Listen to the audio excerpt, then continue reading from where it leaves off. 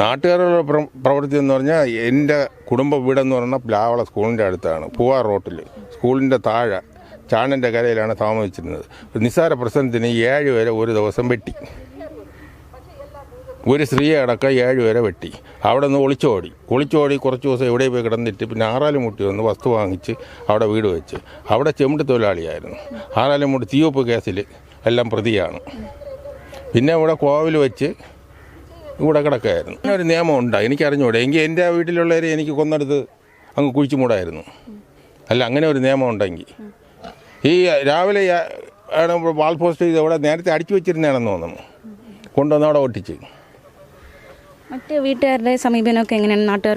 നാട്ടുകാരെന്ന് പറഞ്ഞാൽ ഇവിടെ ഇവർ വല്ല ഈ കോവിലുണ്ടാക്കി വെച്ചിട്ട് അവിടെ കയറ്റം ഉറക്കില്ല, പൂട്ടിയിട്ടാക്കി. അങ്ങനെയാണ് കോവിൽ ഇങ്ങനെ ആരും ഇതിനകത്ത് കയറ്റില്ല. നമസ്കാരം, മലയാളി വാർത്ത ഇൻസൈഡിലേക്ക് സ്വാഗതം. ഇതാണ് ഗോപൻ സ്വാമി. സമാധിയിലൂടെ ഇപ്പോൾ വിവാദമായ അതിയന്നൂർ കാവുവിളാകത്ത് ഗോപൻ സ്വാമിയുടെ ജീവിതം നമ്മെ ഭയപ്പെടുത്തുന്നത്. ഇയാൾ ജീവിതം ആരംഭിച്ചത് ഒരു നെയ്ത്ത് തൊഴിലാളിയായി. പിന്നീട് 7 പേരെ വെട്ടിയ കേസിൽ ഒളിച്ചോട്ടത്തിന് ശേഷം ചുവട്ടുതൊഴിലാളിയായി ഇയാൾ വേഷമിട്ടു. ചുവട്ടുതൊഴിലാളിയായി ജോലി നോക്കുന്ന കാലത്ത് ഒരു തീവെപ്പ് കേസിലെ പ്രതി.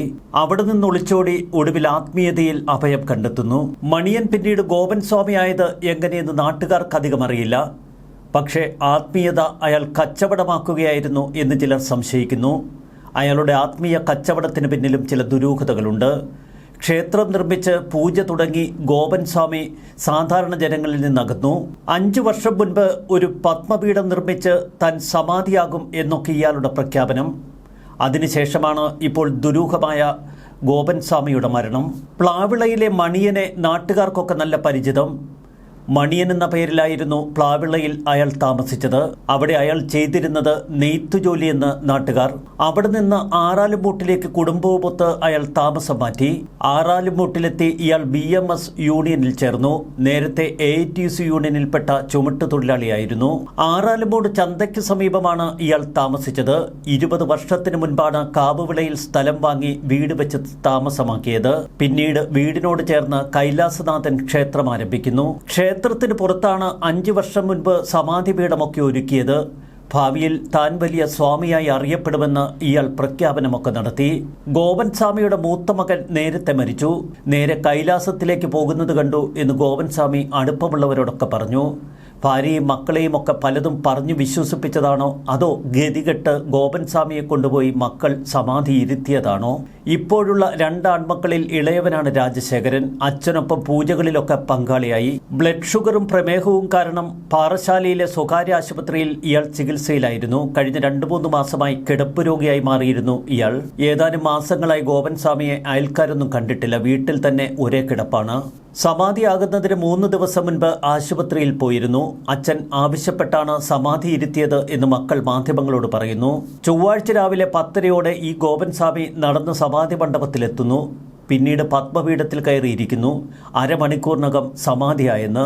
എന്തൊരു വൈചിത്രമാണ്! കേരളത്തിന് ഭ്രാന്തായോ എന്ന് സംശയിക്കേണ്ടിയിരിക്കുന്നു. സമാധി പീഠത്തിൽ ഇരുന്ന ഉടനെ തന്നെ തലയിൽ കൈവച്ച് അനുഗ്രഹിച്ചുവെന്നാണ് മകൻ പറയുന്നത്. സമാധിപീഠത്തിലേക്ക് നടന്നു പോകുന്നതിന് മുൻപ് ബ്ലഡ് പ്രഷറിൻ്റെയും ഷുഗറിൻ്റെയും ഒക്കെ മരുന്ന് ഇയാൾ കഴിച്ചിരുന്നുവത്രേ. ഭക്ഷണവും കഴിച്ചാണ് നേരെ സമാധിപീഠത്തിലേക്ക് നടന്നുപോയത്. അരമണിക്കൂറിനുള്ളിൽ സമാധിയായി. പെട്ടെന്ന് തന്നെ സ്ലാബൊക്കെ ഇട്ട് മൂടി ചാന്തുമിട്ട് സംഗതി അടച്ചു ഭദ്രമാക്കി. പൂജാരിയായ മകൻ രാജശേഖരൻ പറയുന്നത് അപ്പോൾ തന്നെ തൻ്റെ പിതാവ് നേരെ കൈലാസത്തിലേക്ക് പോകുന്നത് താൻ കണ്ടുവെന്നാണ്. രാവിലെ 11 മണിക്ക് പൂജാതി കർമ്മങ്ങൾ ആരംഭിച്ചു. പിറ്റേന്ന് വെളുപ്പിന് 3:30 മണി വരെ ഈ പൂജാതി കാര്യങ്ങൾ തുടർന്നു. വെളുപ്പിന് 3:30-ക്ക് 2 ആൺമക്കളും പുറത്തിറങ്ങി ആ നാട്ടിലൊക്കെ അച്ഛൻ സമാധിയായി എന്ന പോസ്റ്റർ ഒട്ടിച്ചു. നേരത്തെ തന്നെ ഈ മൾട്ടി കളർ പോസ്റ്റർ അച്ചടിച്ചവർ വച്ചിരുന്നു. സ്വാമിയെ കാണാനില്ല എന്ന അയൽവാസിയുടെ പരാതിയിൽ പോലീസ് കേസെടുത്തു. തുടർന്ന് നടത്തിയ അന്വേഷണത്തിലാണ് സ്വാമി നേരെ നടന്നു കയറി സമാധി മണ്ഡപത്തിലിരുന്ന കഥയൊക്കെ മക്കൾ പോലീസിനോട് വിവരിച്ചത്.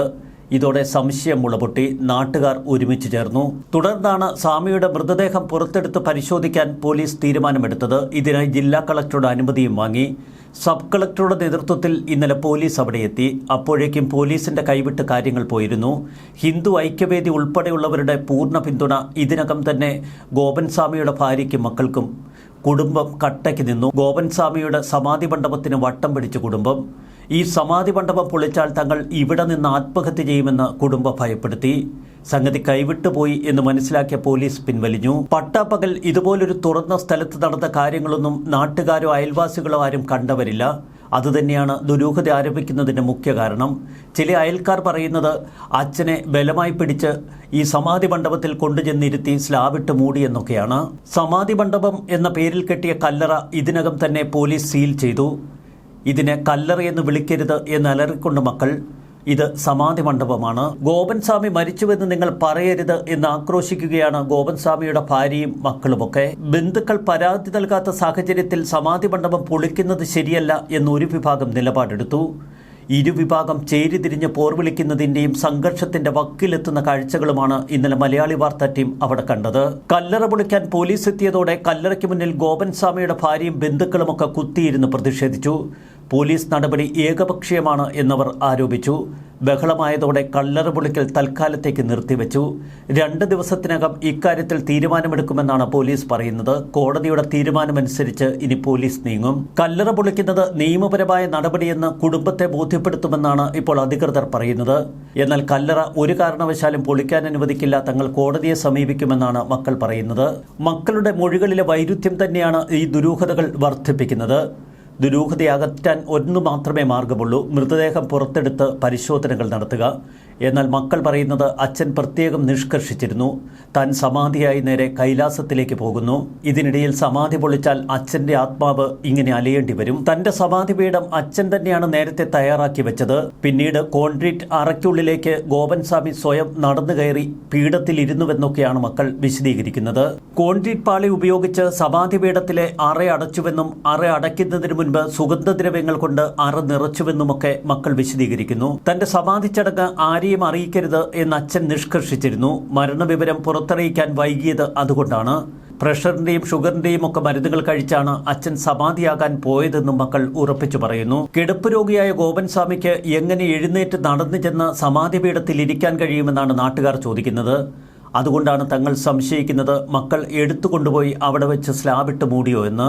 ഗോപൻ സ്വാമിയുടെ ഭാര്യ ഈ സമാധിയാകുന്നതോ അങ്ങോട്ടേക്ക് പോകുന്നതോ ഒന്നും കണ്ടില്ല. മൂത്ത മകൻ പറഞ്ഞത് കേട്ട് വിശ്വസിച്ചാണ് ആ മാതാവിന്റെ പ്രതികരണം. ഗോപൻ സ്വാമിയുടെ മക്കളോട് കൂടുതൽ കാര്യങ്ങൾ ചോദിക്കുമ്പോൾ എല്ലാം ഭഗവാനോട് ചോദിക്കൂ എന്നതാണ് പ്രതികരണം. നാട്ടുകാർ ഇതുതന്നെയാണ് പറയുന്നത്. ആരെയെങ്കിലും തല്ലിക്കൊന്ന് നേരെ സമാധി ഇരുത്തി ഇനി സമാധി പൊളിക്കരുത് എന്ന് നിലപാടെടുത്താൽ ഇവിടെ നിയമ സംവിധാനങ്ങളും ഭരണകൂടവും ഒക്കെയില്ലേ? വല്ലാത്ത കാഴ്ചയാണ് കേരളത്തിൽ കാണുന്നത്. ഈ കേരളത്തിന് ഭ്രാന്ത് പിടിച്ചോ എന്ന് സമൂഹ മാധ്യമങ്ങളിൽ ചിലർ സംശയങ്ങൾ ഉന്നയിക്കുന്നത് ഇതുകൊണ്ട് തന്നെ. ആറാലുമൂട്ടിൽ ഇതാ ചേരിതിരിഞ്ഞ് സംഘർഷത്തിന്റെ വക്കിലാണ് കാര്യങ്ങൾ. മതവികാരമാണ് ഇതിനെല്ലാം പിന്നിൽ. അതുകൊണ്ട് തന്നെ കാര്യങ്ങൾ കൈവിട്ടു പോകുമോ എന്ന് അധികൃതരും പോലീസും ഭയപ്പെടുന്നു. വല്ലാത്ത ഘട്ടത്തിലൂടെ കാര്യങ്ങളെത്തി. ന്യൂസ് ഡെസ്ക് മലയാളി വാർത്ത ഇൻസൈഡ്.